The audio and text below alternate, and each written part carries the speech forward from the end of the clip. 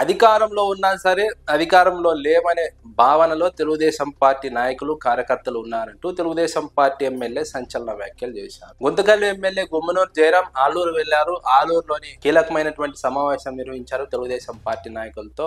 ఆ సమావేశంలో కీలక వ్యాఖ్యలు చేశారు. తెలుగుదేశం పార్టీలో ఉన్నాము, అధికారంలో ఉన్నాము, కానీ తాము అధికారంలో ఉన్నామనే భావన తమకు కలగడం లేదని స్థానిక నాయకులు కార్యకర్తలు వాపోతున్నారంటూ గుమ్మనూరు జయరాం సంచలన వ్యాఖ్యలు చేశారు. వాస్తవంగా గుమ్మనూరు జయరాం ఆలూరు నియోజకవర్గానికి సంబంధించిన వ్యక్తి. వైఎస్ఆర్సీపీ నుంచి గతంలో ఎమ్మెల్యేగా మంత్రిగా పనిచేశారు. ఆ తర్వాత ఆలూరు టికెట్ అడిగితే వైఎస్ జగన్మోహన్ రెడ్డి ఎంపీగా వెళ్ళమని సూచించారు కర్నూలుకు.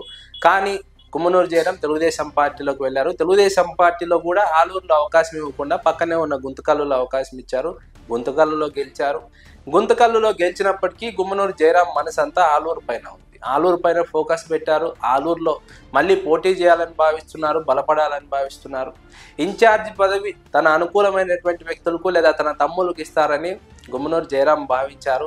తాను లేదా తన తమ్ముళ్ళు వచ్చే ఎన్నికల్లో పోటీ చేయాలని భావించారు.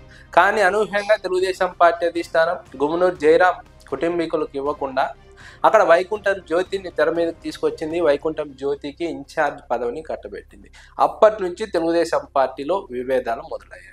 ఒకవైపు వైకుంఠం వర్గం, మరోవైపు గుమ్మనూరు వర్గం. రెండు వర్గాల మధ్య తెలుగుదేశం పార్టీ చీలిపోయింది. గత ఎన్నికల్లో తెలుగుదేశం గాలి రాష్ట్ర వ్యాప్తంగా వీచిన ఆలూరులో మాత్రం వైఎస్ఆర్సీపీ ఎమ్మెల్యేనే గెలిచారు.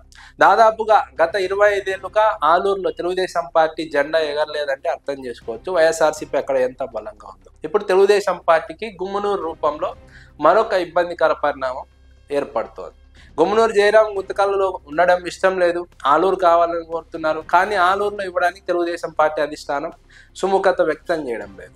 గుమ్మనూరు జయరాం వచ్చిందే వైఎస్ఆర్సీపీ నుంచి. ఇప్పుడు మళ్ళీ ఆలూరు బాధ్యతలు అప్పగిస్తే ఆలూరులో మొదటి నుంచి ఉన్నటువంటి పార్టీని లేదంటే పార్టీ కార్యకర్తలను, పార్టీ నాయకులను నష్టపోవాల్సి ఉంటుంది.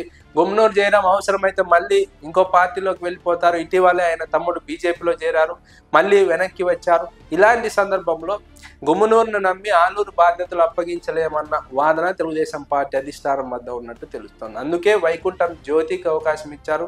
కానీ గుమ్మనూరు అక్కడ వర్గాలను ప్రోత్సహిస్తున్నారు. వైకుంఠం జ్యోతితో కలిసి వెళ్ళడం లేదు. అలాగే వైకుంఠం జ్యోతి కూడా గుమ్మనూరు వర్గంతో కలుపుకొని వెళ్ళడం లేదు, వారిని పట్టించుకోవడం లేదన్న వాదన వినిపిస్తోంది. సాక్షాత్తు ఎమ్మెల్యేనే పార్టీ అధికారంలో ఉండి అధికారంలో ఉన్నామా లేదా అన్న అనుమానాన్ని వ్యక్తం చేస్తున్నారంటే అక్కడ గుంతకల్లులో, ఆలూరులో ఎలాంటి పరిస్థితి ఉందో అర్థం చేసుకోవచ్చు. గుంతకల్లులో కూడా ఇదే పరిస్థితి. సాయినాథ్ గౌడ్ను కాదని, వారి కుటుంబీకులను కాదని గుమ్మనూరు జయరాంను తీసుకొచ్చారు. గుమ్మనూరు జయరాం గెలిచారు.